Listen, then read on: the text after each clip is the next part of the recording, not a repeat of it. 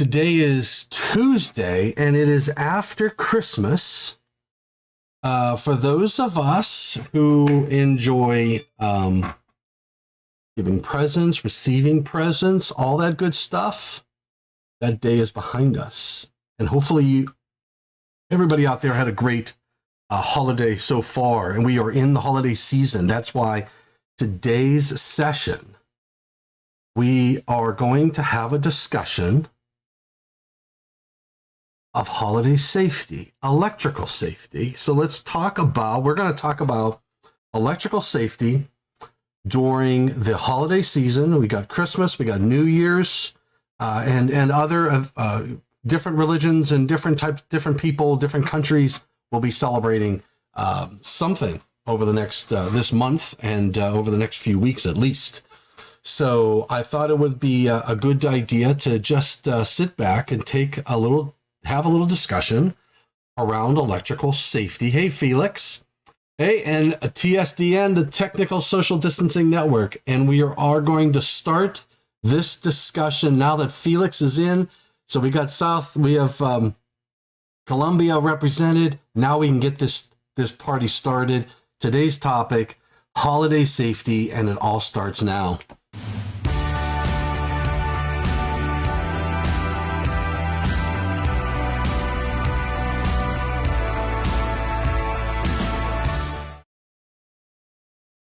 All right, welcome back.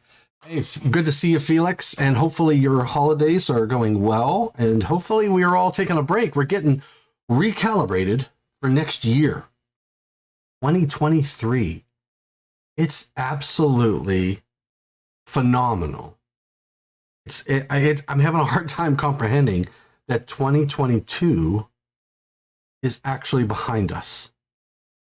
So that's just absolutely amazing to me. All right. So anyway, hopefully now I'm going to ask everybody out there, I want all of you to get your thinking caps on, and I want you to share some of your thoughts and your ideas. Hey, Kira, thanks for joining us. I want you all to share some of your concepts around things related to electrical safety. And right, cheers, Ryan. Good to see you. Everything is going great here in the Dimitrovich household.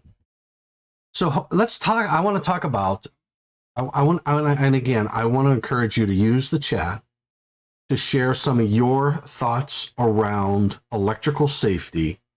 And since, we don't have to focus on residential, we could focus on commercial as well, because commercial construction, commercial types of office buildings also decorate at this time of year and probably have events, little parties going on, whether it be a New Year's party, a Christmas party, whatever type of parties that you might have going on at work, saying goodbye to the last year. You might see some of those activities at work as well. So I just, Ryan, and Felix and Kira, I want to have a discussion around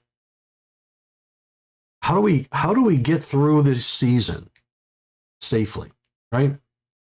So one of the things I did do was I just did some thinking myself a little bit, and I remember having I don't know if it was last year or the year before. I lose track of time, but I believe we had a discussion similar around this topic. So this is a common item that I think you'll see in a lot of dwelling units, especially because of the location of the receptacles. And what we learned this past cycle was that this is ungood, Ryan. It's ungood. It is ungood. And why is that? We have to be mindful of children who may pull on those cords and pull those appliances off of the countertop. So what you want to avoid is this. How you avoid it is can be achieved a lot of different ways. One of those is to use extension cords. One of those could be to relocate this type of solution into another area in your dwelling unit. What we do in the Dimitrovich household, we don't have receptacles on our peninsulas. And that wasn't our choosing. That was just previous homeowner, when they built the house, did not put a receptacle on the end of that peninsula. Although it was required by code, they elected not to do that. Here in the state of West Virginia, there is no electrical inspection inside the dwelling unit, so they stop at the service for the most part.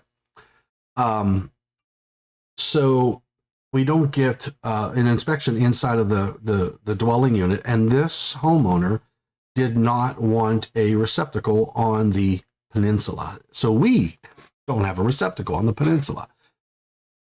So what we typically do is we take crock pots like this. Hey, Carlos from Buckeye, Arizona. Good to see you, Mr. Ramirez. We take items like this and we put them along the walls in the back. Along this wall, we have receptacles as required by the NEC. And we plug our crock pots and things like that along that wall. And then sometimes if we hang out at the Home Depot or Lowe's, you'll see folks trying to make extension cords with attachment plugs. Oh boy, hanging their Christmas lights wrong. Oh man, Ryan, that is ungood as well. So, okay, so extension cords. Ryan, here's my thought. Here is my perspective on things. Extension cords are good when they're used on a what are they meant for? They're meant to be used for temporary installation. So things like this in the kitchen, crock pots, whether you're putting something in the house, whether it be for holiday lighting or whatever it is, as long as it's temporary use. Then the question is, what is temporary use, right? And then you have to make sure that you are using those extension cords correctly, to your point. So what I did was I put together some extension cord tidbits of information. These are Tommy tidbits. But you know what? I got to put Tommy tidbits on here. So I got to add something. Hold on. I knew I was missing something here. Hold on. There we go. This looks a little bit better. I needed this, and here's what I got to do. Hold on. There we go. I was missing the most important part of this whole stream. The IAEI News logo down at the bottom with my text. So hang out at Home Depot or Lowe's and you'll see folks trying to make extension cords with attachment plugs, male on both ends due to... Okay, yes. So my point, Ryan, is the use of extension cords is good for temporary use, but you can't do what you see these people doing when they miswire or misuse their lighting, right? So what do we see on a light? We'll see a male end on one side and a female on the other, and they're designed to be daisy chained. We see that on like Christmas tree lightings and whatnot. And if you see that on both ends, then it's listed and rated for that. Look for the listing marks on all of your lighting needs. Please look for some sort of external review, nationally recognized testing laboratory. So, but to your point, Ryan, if you misuse or if you try to create your own extension cord, that is ungood. Don't create things on your own because there's a reason why. If it doesn't work, whatever your wiring methods are, whatever your lights are, it's going to be work to try to undo what you did incorrectly. But don't try to MacGyver it and and build your own extension cord that will seemingly solve your problem, because that's a hazard waiting to happen. Now, temporary use is what extension cords are made for. So it's not bad if you use an extension cord. It's the right thing to do for the right application when you use it correctly, right, Ryan? So the first thing you got to remember is it's for temporary use. If you're going to install a extension cord and you plan to have it there for months, that's not good. What do you do when that case, if you have a situation where you believe that you are going to be relying on an extension cord for long-term use, then that means you need to hire an electrician to come in and install a receptacle in the right location for what it is you're trying to serve. Limit the amount of extension cords you ever have in place. Go through your house after this session. Go through your house and look for extension cords. Where are you using them? How long have they been there?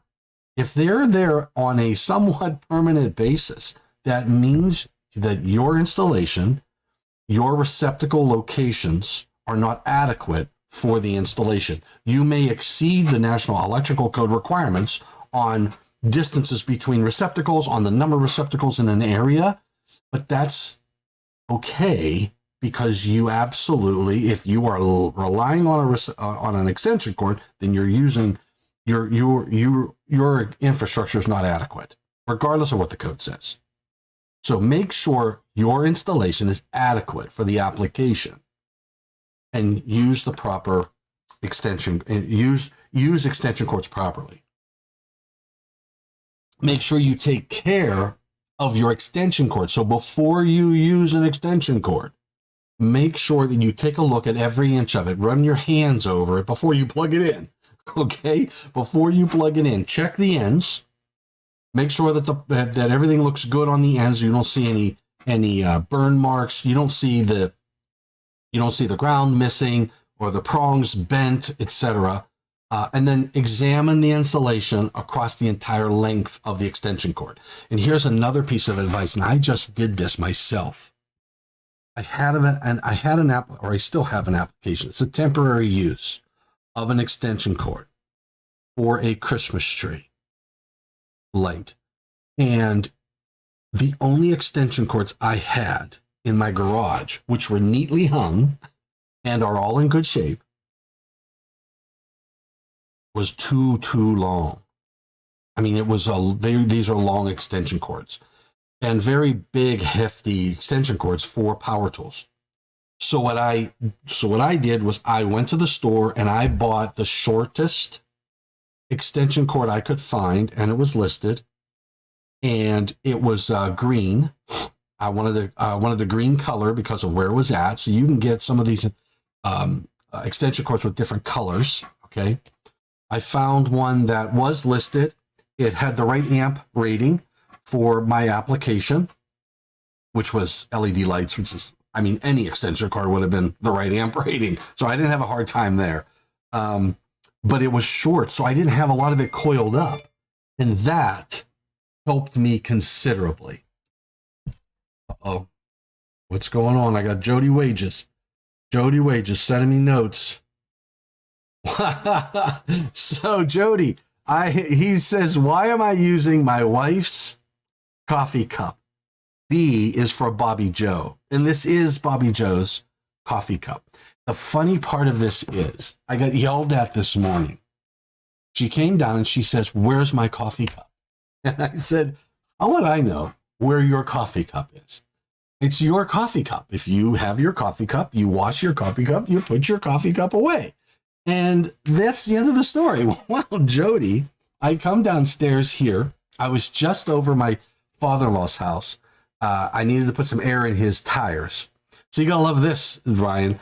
I needed to put air in my father-in-law's tires. So I go over, I have a small Husky air compressor, throw it in the Jeep. Bobby Joe and I run over. We deliver the I put the thing in. I can't. My air thing will not fill up his tires. I know this is going a little bit further away from this, but there's a reason here. So I have to run to the store, and I run to the store because I had to get a new what do they call that? The air tire filler upper things. I don't know. It was a post and had the end that has both ends that you can fill up. It would not put air in his tires. Would not. Hey, got Joseph, New Jersey. So what I had to do is I went to the store and I bought a new one. It has the flexible hose on the front that securely goes onto the post, and then it has a built-in pressure gauge, right? So I bring it over and I bought the wrong. I had two male ends. I had to go back to the store again. Finally, get air in his tires. Get back over here for this. So I just came in, come down, get everything fired up, put a pot of coffee on, and what is in my cabinet? Bobby Joe's coffee cup. So here's what I'm going to do. Here's what I am going to do. Air chuck. Yes, an air chuck. So here's what I'm going to do. I'm going to finish this program. I'm going to finish my cup of coffee, wash it, put it back in upstairs. And then when she comes in later, I'm going to go, hey, babe, I was looking in the cabinet and there's your coffee cup. It's right there. I don't know what you were looking at. You must need glasses or something. I don't know. But her coffee cup was down here. So this is Bobby Joe's coffee cup. So air chuck. And what I learned today was those little nipples that you put into the air chuck. I guess you'd call it the mail in that goes into the receiver. I don't know. I'm not an air guy. So anyway, there are two different dimensions. There's an AB and an I/M. And the AB difference between an AB and an I/M is the length of the posts. I could not get, when I put it all together, I could not get my hose connected to the air chuck. It just wouldn't work. And then I had to go back and buy a different, I tell you what, it was a fiasco. But it has nothing to do with electrical safety, but it was a nice little dialogue, wasn't it? Anyway, thank you, Jody, for recognizing Bobby Joe's cup. Don't tell her I have her cup. All right, so make sure you take care of those extension cords. So inspect the cords before every use. I don't care if you're at home. I would say almost, Ryan and Joseph, Dunphy, I would say almost always, even especially at home, check those cords. Because why? Because at home, I think, in my opinion, they get misused even more. On a job site, you have a lot of educated, smart people with how to properly take care of equipment. I know you'll probably argue with me there. But at home, there are a lot more individuals who are in and around your equipment, your cords, who aren't as savvy with regard to the proper use of extension cords. So before every use, check the cords out through its entire length. And if it's damaged in any way, just don't use it. Extension cords are too inexpensive, relatively inexpensive, to put your life at risk in using a damaged cord. Just don't use it. Don't try to wrap four things of tape around it either. If it's questionable, you can get it repaired. There are ways to repair extension cords. Proper listed, ways to handle that. Make sure you have a qualified person doing that work, or just get rid of it. I had a length of cord. It was a very long extension cord that had been damaged so many times by a hedge trimmer that, and it was damaged and repaired and damaged and repaired and damaged and repaired. Finally, I just said, there's too many repairs on this cord for me to actually just keep in mind, every one of my circuits are GFCI protected. So every circuit in my house, you can't plug into a receptacle and not be GFCI protected. I still don't want to use it, right? In any case, get them fixed, get them repaired properly. Make sure you are using the extension cords as they're designed to be used. So I have indoor and outdoor use, and meeting the needs of the thing, but also extension cords are not designed to be put under rugs or through doors. You should not, especially rugs. If you put an extension cord under a rug, it doesn't have the air it needs to keep itself cool. It can melt. I don't care if you're an ASCI protected circuit either. It doesn't matter. You can still create a fire because of the misapplication of these extension cords. That's why they are temporary use only. You pull the extension cord out, you set it up. Maybe you're having a party. Maybe you need some extra receptacles in a location that plug in some of those cooktops or whatever. It's okay. It's okay. That's what these things are designed for. You put them in place, you power up your units, you make sure you don't have a tripping hazard, you tuck them away, and you don't put them under any rugs or anything like that. You have your party, you break everything down, wrap those extension cords and put them away. So extension cords are not bad. They're okay when properly used. Now, as I said before, every one of my receptacles in my home is GFCI protected, so I don't have to worry about GFCI protected types of extension cords. But if your home does not have GFCI protection on all of your receptacles, and if you are not sure on where it's going to be used, you can get extension cords that have built-in ground fault circuit interrupters. And they do a little bit more than just look at GFCI. They also will check for broken neutrals and things of that nature. So keep in mind that having the proper extension cord that provides some shock protection, it's your last line of defense. It doesn't mean you don't have to worry about if there's damage to the extension cord or whatnot. You still need to be mindful of any of the damage on the cords and connect, the extension cord. But GFCI protected extension cord is a good thing. Don't run it through walls. Don't wrap it around posts or fence. Make sure that they're installed. Now, here's another thing. When you plug when you plug it into a receptacle,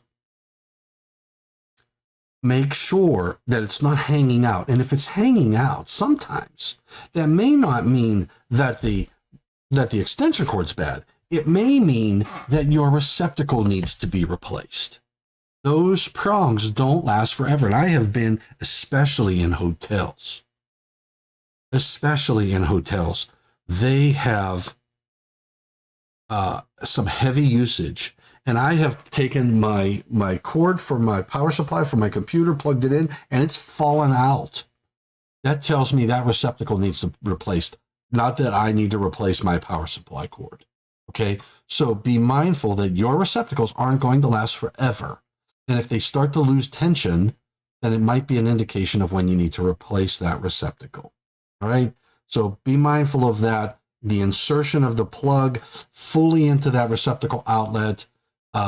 You don't want any of those prongs exposed.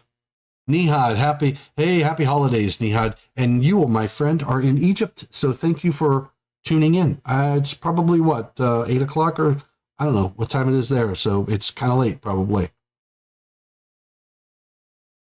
So we got New Jersey represented, we've got Egypt represented, we have Colombia, South America represented. I'll blame it on the time zone difference. I'm in Weird and West by God, Virginia. Smile when you say it. All right, so what else? Extended use. Remember, and I would argue, listen, you need to hire a professional to put in a receptacle where you need it if you find yourself always using an extension cord. So adding a receptacle is not all that bad. Might not be all that bad. 7:30 p.m. So all right, it's 7:30 in Egypt. As a kid, the only power outlet in a bedroom was the single light. Ah, yes. Yeah, K&N endpoint. Sure, the receptacle screw-in thing was a very standard thing of the time. Plug in yes. You know what? Hey, you're right. We had one of those in our. So I grew up in a house that was built early 1900s, and in the attic, especially in the attic, the only receptacle that was up there was one that was in the light, and it was one of those lights that you pulled down. It had a big ball in the middle, and it had two cords, and I forget how far you could pull it down. And we put in we had a light bulb and two receptacles that were out either side. It was brown. So you screwed it into the Edison base. Hey, Timothy McClochie. I said it right, brother. So you screwed it into the Edison base. You screwed that in, and then you could put a light bulb in, an incandescent bulb, and then you had two receptacles that you could have hanging out at the sides. And we used that and then what we did was we draped the extension cord up to the ceiling and down. It was just not good. And in our bedrooms, we had knob and tube wiring in that house. And in the bedrooms, there were, I don't know, maybe one or two receptacle outlets. Just maybe, I think we were lucky if you had two, but we typically had one receptacle outlet.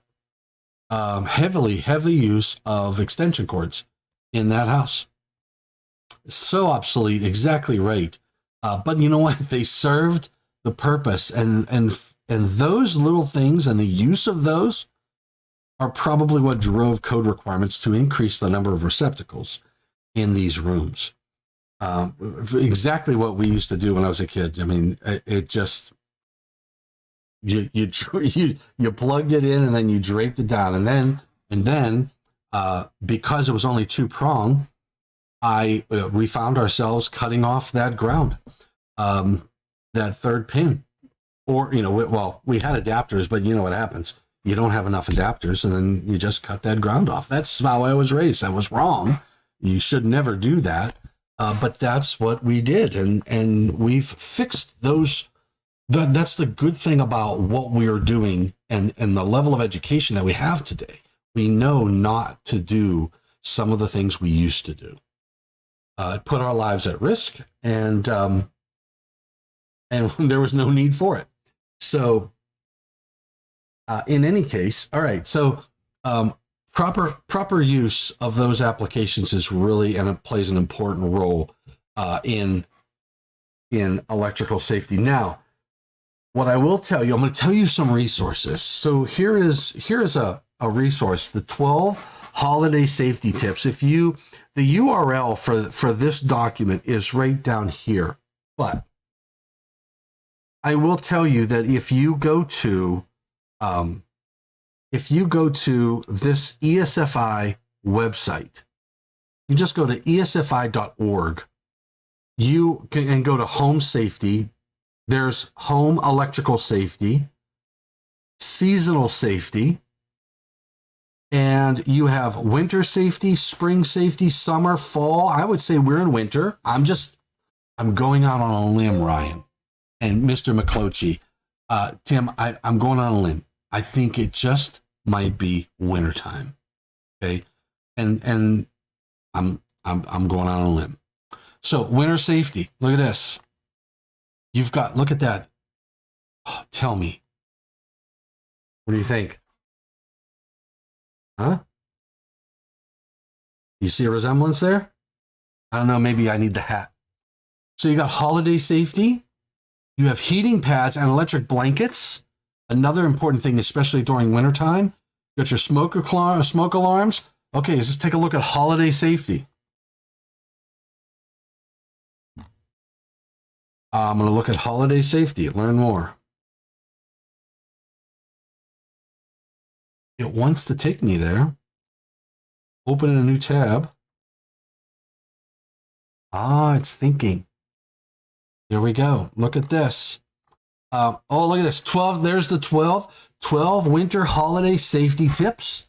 Great resource for you. Wrapping up the holidays, preventing winter fires. How about in the right light? Decorate your home safely during the holidays. Let's take a look at this one first. Oh, they've got a YouTube. Okay, let's take a look at what do they say. They say I'm going to try to do something here. All right. So keep decorations at least 3 feet away from heat sources. So if you have a fireplace, and I know we have a fireplace upstairs, and when I built the mantle myself. I built the mantle, and actually I went to see an inspector who inspected fireplaces.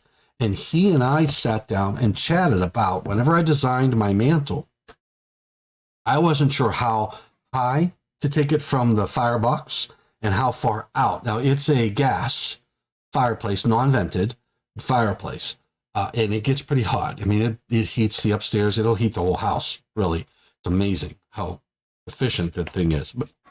But in any case, I wasn't sure how high from the firebox and then how far out. And he and I went through all of the details, and I would advise you to read the manufacturer's instructions if you're building a fireplace mantle, all this other good stuff. But these are some good general tips. Keep your decorations at least 3 feet away from the heat source. And again, ours had an open flame, and any candles. And if you have candles in the house, don't ever, and this is something that we do in our house, we never have the fireplace on unless we are there with the fireplace. If we go and leave to another room, we always turn the fireplace off. So don't leave those open flames unattended. Make sure you are aware of where they're at. Candles, same way. Make sure your candles, I know it's not electrical safety, but it's a very important part of safety and around the holidays. Here it is. Look at this. Number 2. Make sure make sure not to run cords under rugs or furniture. That is a very important. Why is that? Cords need air to cool, and especially if you coil them. I've seen some installations where fires have started, or maybe were just in time prevented, where they coiled the extension cord under a rug. That is even worse, right? Because the coil itself creates that inductor. You're holding in the heat, and that could melt the insulation, and it could ignite the rug that you have it under. So never put a cord under a rug. I know they're not pretty. They may not be pretty. Buy a nice yellow one or something. I don't know. Buy one that is attractive from a color perspective. But just don't put them under a rug, please. They're temporary use only. You shouldn't be worried about the looks. Okay, and then there's the obvious: keep that water treed, but don't try to water the tree. Don't try to tree the water. Try to water the tree. So keep trees, if they're live trees, keep them nice and moist. Always turn off your decorations when you leave your home and when you're sleeping. So turn things off. That's when you're not there to enjoy them. If you're using extension cords or adapters, add receptacles. Consider having a qualified electrician. Add more outlets. Look at that. That's number 5 on their list, and we talked about that. If you find yourself using extension cords extensively,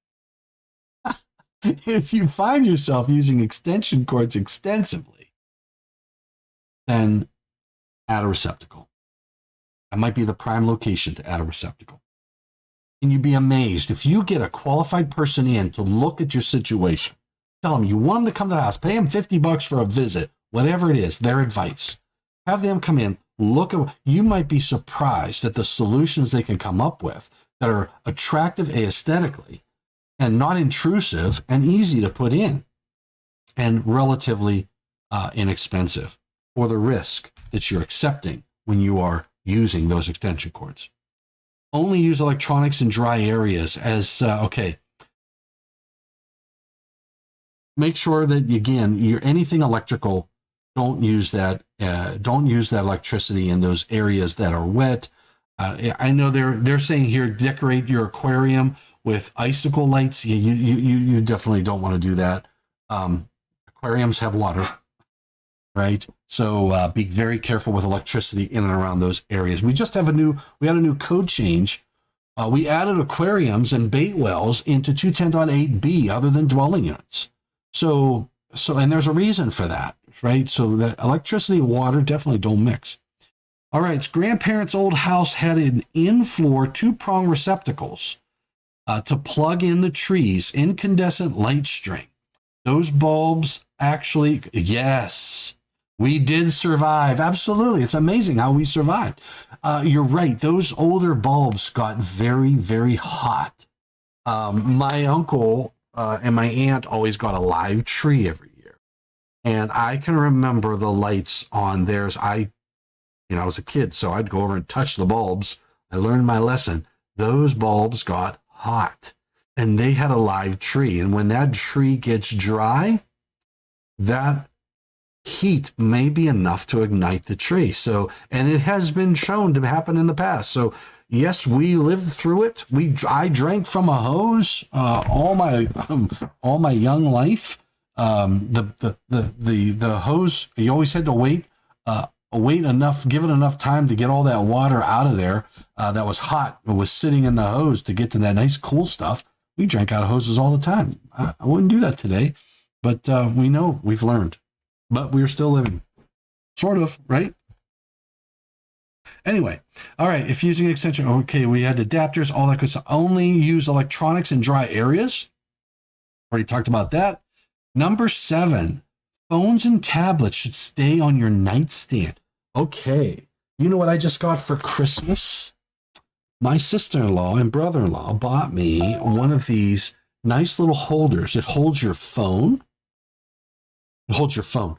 It holds your, I don't know where my phone is. I don't know where my phone is. I think I left it upstairs. It holds your phone, and it holds my watch, and it holds my earbuds all in one spot, and it's right there on my nightstand. Charge it every night. Limit the use of those little square bricks. Actually, I found out that most of them are not listed. You can purchase listed, I don't know what they call those, charging plugs, whatever they are. You can actually buy ones that are listed. I never knew that. But there are manufacturers that make those listed chargers for phones at different power supply, different power capacities and whatnot. But most of them are not. And I'll tell you, there are many cases where those have caused electrical fires. So be very careful on leaving those plugged in, leaving your plugs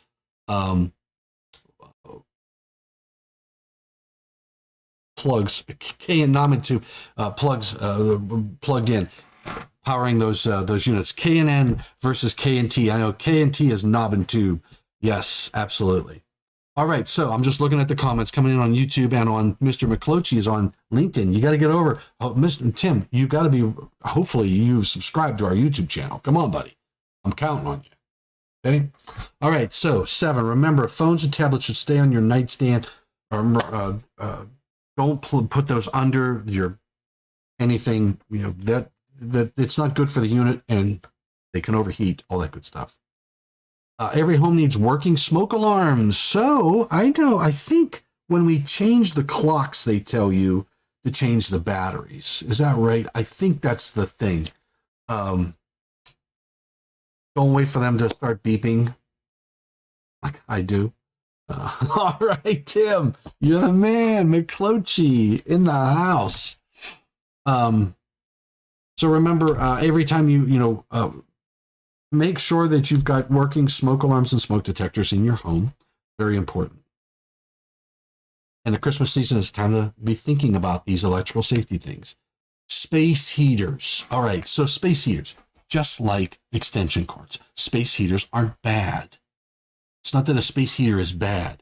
It's how we use a space heater. And there's a lot of newer space. So if you have a very old space heater, my suggestion would be go buy something that is relatively new. Standards have changed in and around these units.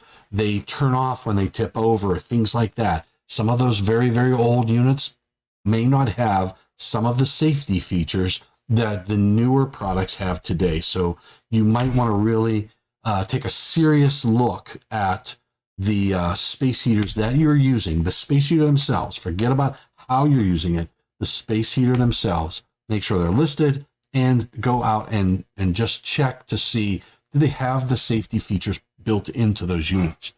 But make sure that the way you use those units is appropriate per the listing. You don't want to be using a safety, you don't want to be using a space heater in and around flammable items. You don't want to leave it unattended. Treat it like a fireplace. Treat it like your open flame candles, right? You wouldn't leave those burning in your home when you're not there. You don't want these space heaters to be permanent provisions for conditioning the air in wherever it is that your living area. Okay, it'll waste money for you, and it could cost you a lot in the when it's misused. So be mindful of how you're using the space heater. Start from the ground up. Look at the space heater itself. Inspect it for any damage. And does it have the built-in safety features? Is it really, really old? I know we love to keep things on for a long time, and you think, hey, it's been working all these years. But remember, electrical equipment doesn't last forever. So just be mindful of it. Give it some love, and it will love you back. Inspect your decorations. Okay, we just did this with a set of lights that we had. I know they're low voltage power, but we canned them. They were damaged and in a couple different ways. So those lights are not. It's not worth it's worth the cost of buying a new set of lights to not have to worry about those lights in your home. I've personally lived through water damage. I do not want to have to live through fire damage, and I do everything I can to avoid fire damage. So please, take care of all of those types of powered units. ESFI's number 11 is keep batteries stored safely in their packaging, out of reach from small children and pets. So keep those batteries in their packaging. We have a drawer of batteries, and we have them all in their original packaging. We have different types of batteries. Although the battery for, I wish that people would standardize. I'm a manufacturer as well, and I understand the standardization, even on the type of battery that you use. We have a remote for our fireplace. It is an oddball battery. I've never seen a battery this size. I've gone to 3 stores already, can't find a battery that size. It is large enough. The remote is large enough for one of those square batteries, 9-volt batteries. It's large enough for 2 AAA, AA. I don't care A. Okay. Anyway, just make sure you store your batteries correctly and discard them correctly from an environmental perspective. That's an important thing. And then their 12th item. The best gift for your family is an arc fault circuit interrupter breakers or outlets. Many electrical fires occur every year. Here's what I would say. AFGF, dual function.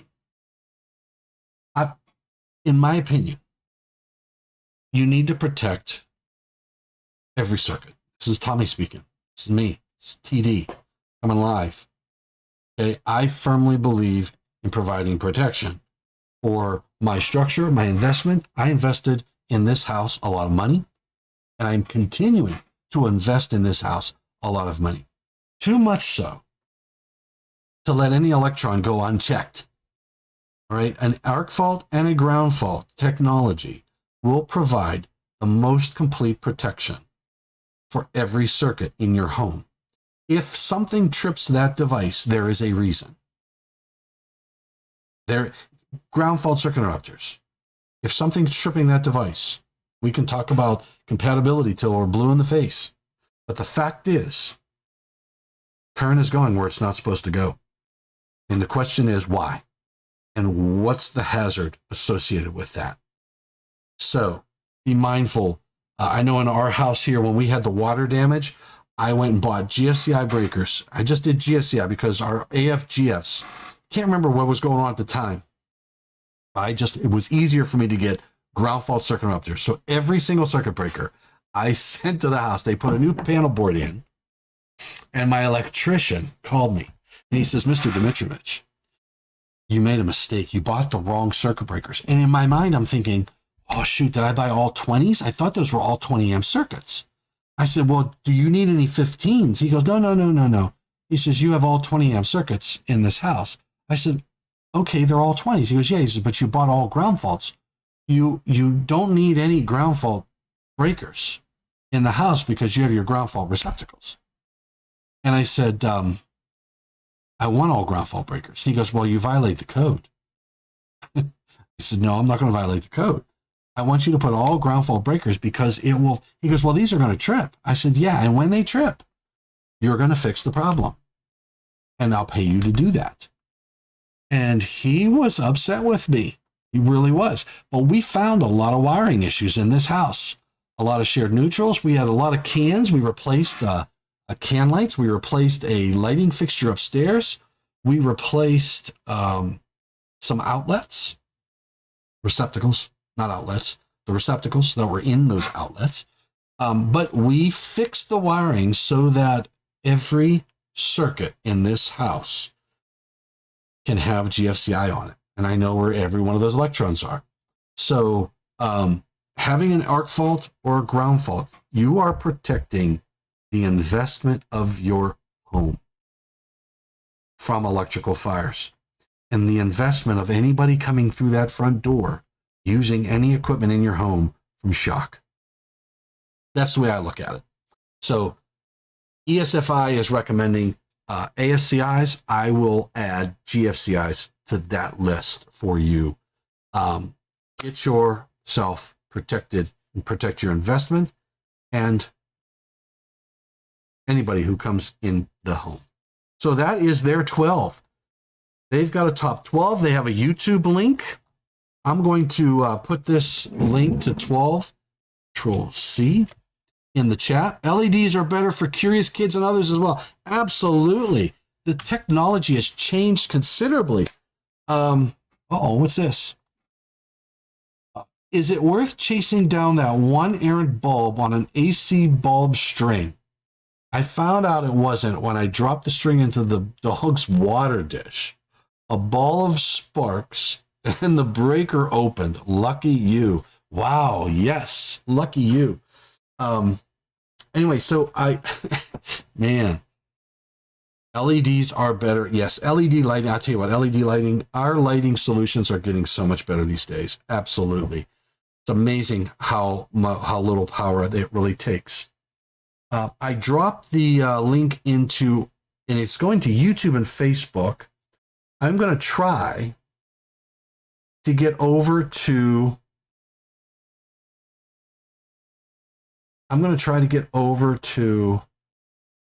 there it is. All right, I'm going to add a nope, that's the wrong one. I am going, geez, oh man, how do I get,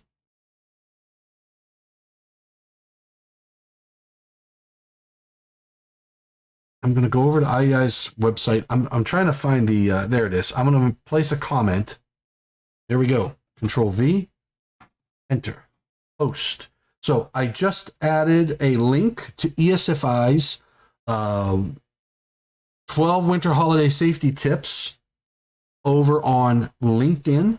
It's over on Facebook and YouTube. So check that out. And you can download these. These are all free from ESFI. You can download the information from their websites. Share that with your family. You know, here's what you do. When people come over for the holidays and they come to visit, have some of these little trifolds by the front door, and before they leave, hand them one. Okay, hand them one. Let them take it home and let them read it and share some safety tips from ESFI. And don't forget to tell them where you heard it, right here on IAEI News Live. And you can download information for free from ESFI's website.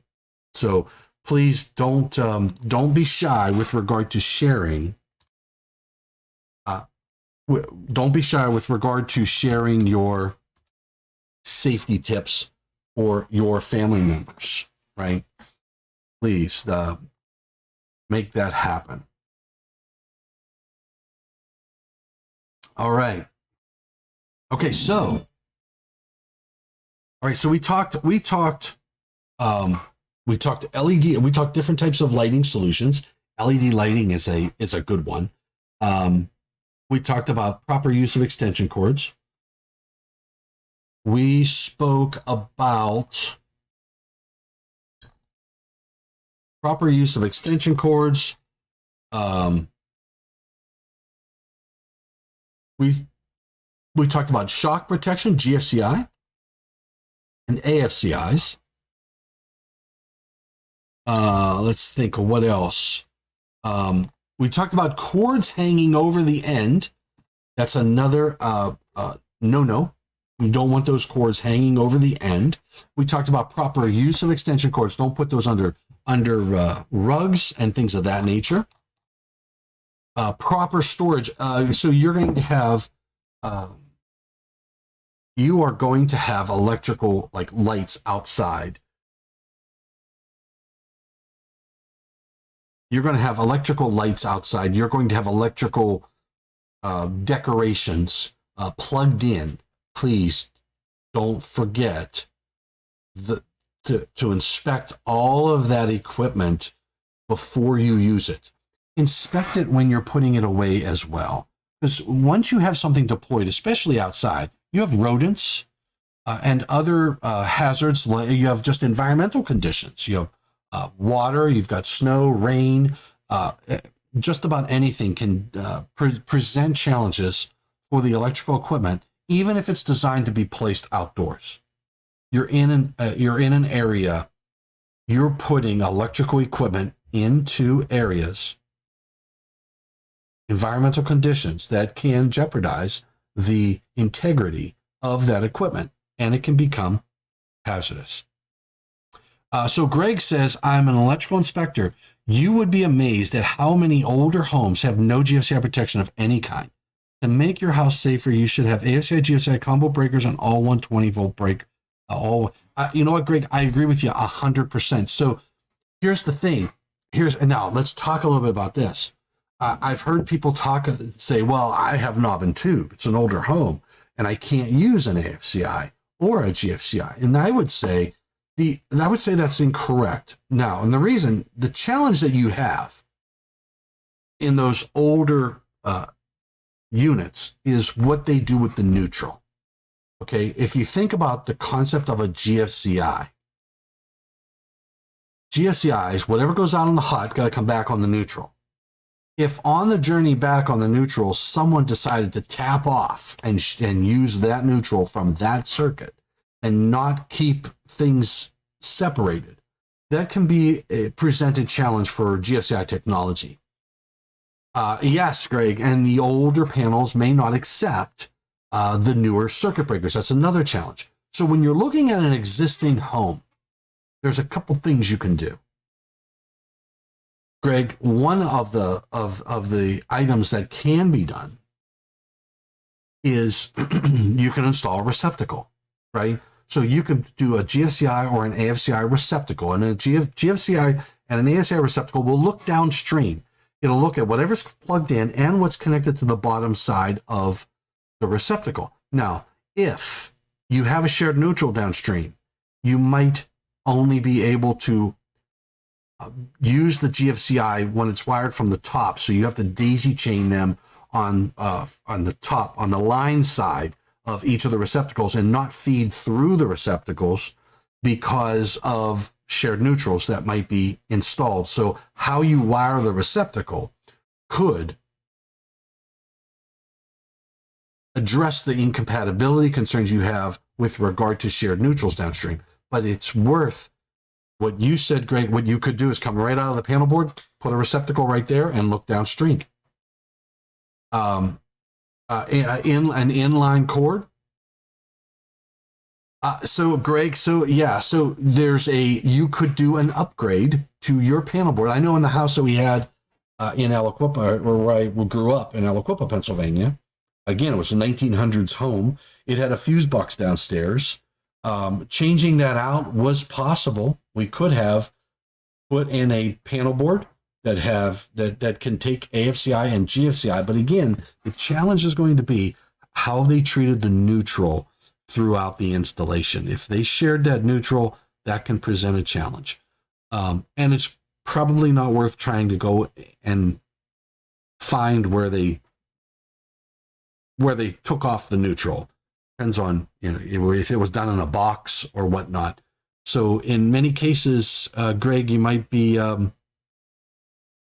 better off just putting in the GFCI receptacles and not daisy chaining through the receptacle, but a 1-for-1 basis. That's just a thought. It's just a thought. Technically running extension cords for permanent means is illegal. Exactly. And Greg, that's an ungood. And we covered that earlier. You got to make sure that it's for temporary use only. And if you need a receptacle, pull a new conductor. But now, a GFCI and an AFCI do not need an equipment grounding conductor. That's the other thing. So for the circuit that it is protecting, say you have, you upgrade the panel board and you've got 2 wire going out everywhere. You have a hot and a neutral, no equipment grounding conductor. That's not bad. Okay? Your GFCI and your AFCI will still provide the same level of protection without that EGC. It will detect any current that goes outside of the path. Christmas tree lights are temporary power, yes. The existing home solutions can be challenging, but worth the investment if you want to provide the protection for your dwelling unit. So if you basically understand the fundamental principles of GFCIs and AFCIs, you can take that knowledge and bring value to the homeowner to be able to provide a solution that provides protection for the connected cords and the infrastructure from shock and arcing faults, and again, leverage your knowledge of the technology, which you can get right here on this channel. If you subscribe to IAEI News Live, hit the thumbs up. If you like this content, if you don't like this content, you got to hit the thumbs down, but you got to do it twice. That's the only way. For some reason, YouTube, they just require you to hit that thumbs down twice. That's how it's done. So anyway, all right. So we hit the proper use of extension cords. We've hit the proper. We said put those receptacles in where you have permanent use of extension cords. Where you're using it for an extended amount of time. We let you know about esfi.org. Don't forget to go out to esfi.org. I don't care if you're just a homeowner.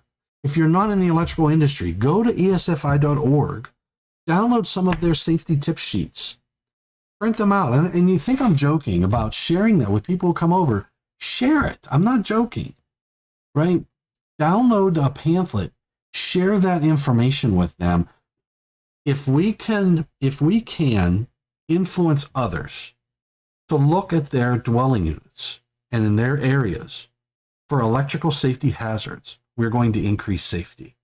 That's a big part of everything. Even if they don't go out and buy AFCIs or GFCIs or go and buy new extension cords, the proper use and understanding how to recognize hazards is a great first step that we can share with others. It's the best thing you can give during the Christmas season is knowledge of electrical safety.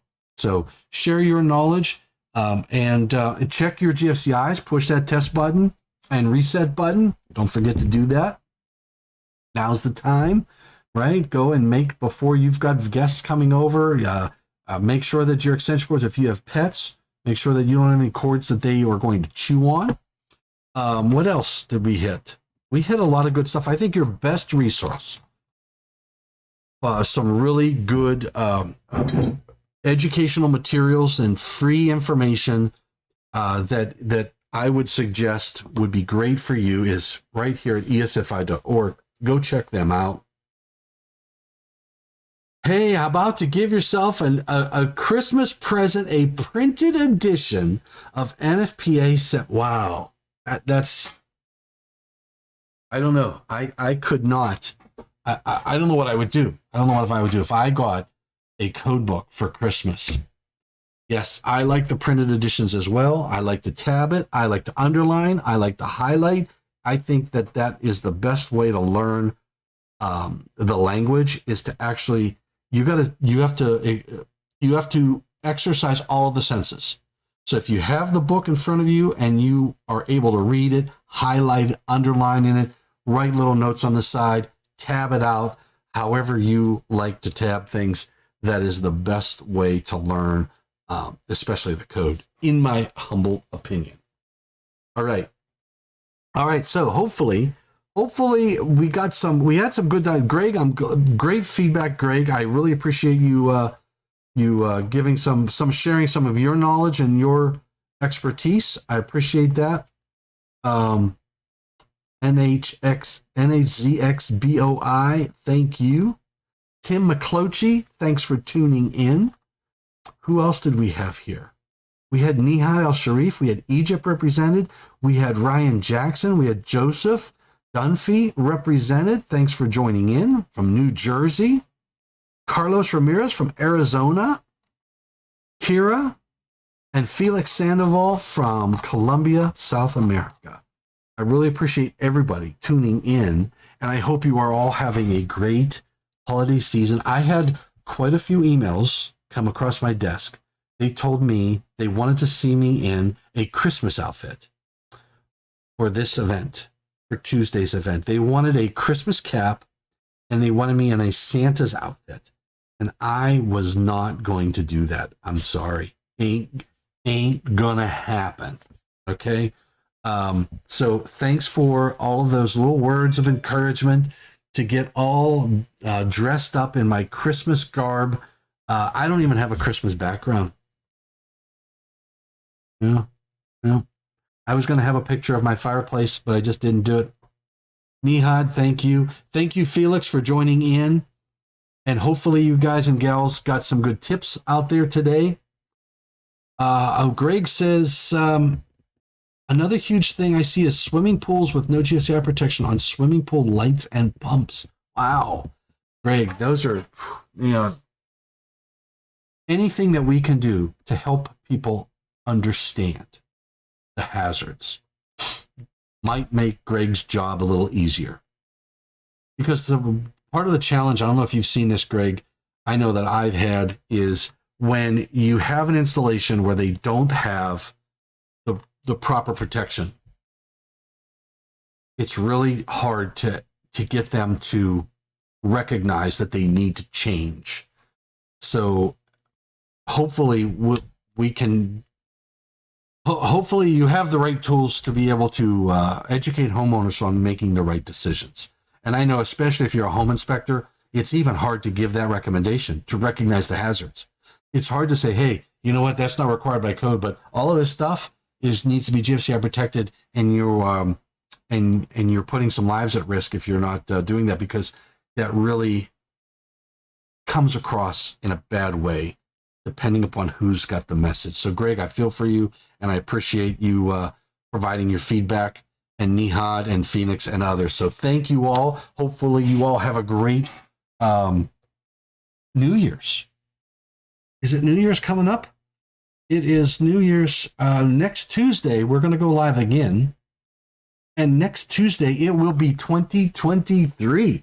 So maybe next Tuesday, I got to think about what we want to do for a program, but we've got to start planning for 2023. So put on your thinking caps. We'll take a look at what documents need to be are going to be reviewed by NFPA for 2023. What types of key events are going to happen in 2023? So let's talk about the 2023 schedule on the 3rd of January. I am going to look forward to that one. And maybe, just maybe, I'll have my 2023 glasses on. I don't know. We'll try to do something in that regard. All right, everybody. Thanks for everything. Thanks for all of your participation and tuning in during this holiday season. Please stay safe. And please, by all means, stay healthy. Take care. See you next year.